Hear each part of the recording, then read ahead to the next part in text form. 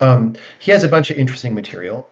And one of the essays that you can look up that's pretty short read, but a useful way to think around about the world is, I believe it's called Live versus Dead Players, or if you search for that phrase, you'll find it. I don't know if it's actually the title.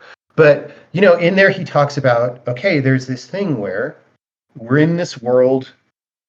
The world, I'm paraphrasing extremely, and this is my understanding of what he said as opposed to what he actually wrote. But like, look, we're in this world that there's all sorts of contexts that you could be acting in, and these contexts have obvious incentive structures, right? And so, for example, why do we get all those Marvel movies and they're exactly the same movie and all this stuff, right?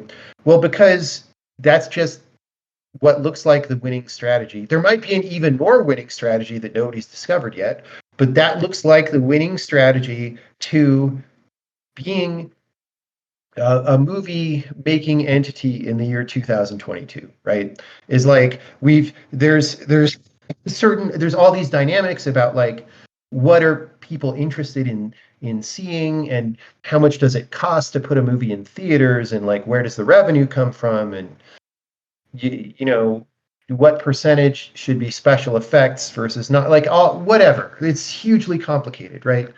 And that determines this incentive structure. And so game theoretically, uh, there's just the right things to do given that structure, right? Like, oh, I want to make money, let me do this thing. And that's true everywhere. Like there's political structures, just everything. And the thing is, if you only ever act according to exactly those incentives, then there's no surprise to anything that you do. So if you imagine that you're a player in an RTS, and this actually happens in like poker and chess and stuff, even sometimes, right? Like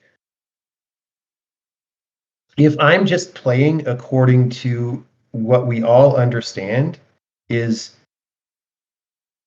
well, the doctrine or the incentive structure says that I should do this, therefore I'm going to do this. You as my opponent actually can take advantage of me now because you know what the fuck I'm going to do in any given circumstance, right?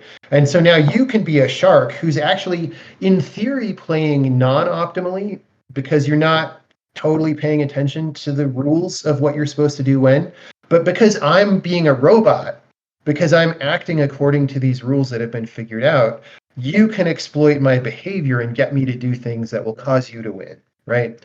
And so um, Samo calls that a dead player, essentially, which is like a person or usually an organization that has sort of found its niche and it's found a way to operate in such a way that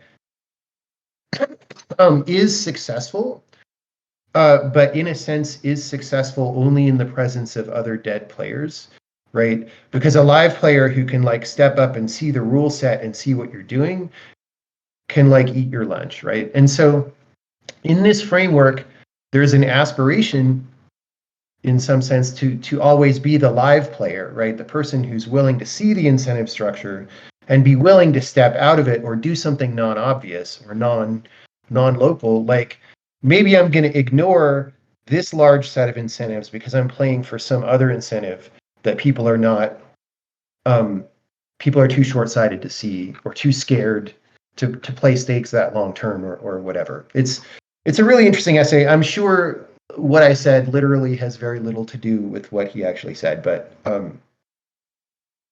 definitely worth reading.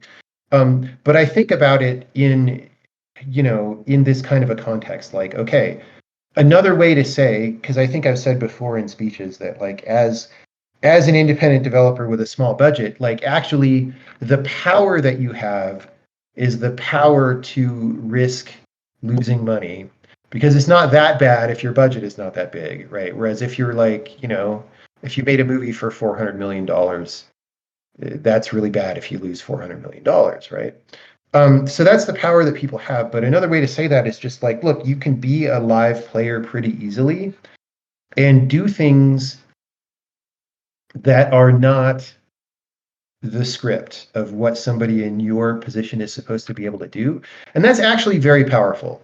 And coincidentally or not, it's also a great way to feel like you're living life well and to have self-respect and to believe that what you're doing is meaningful, right? So I don't know. Live versus dead players. Good answer.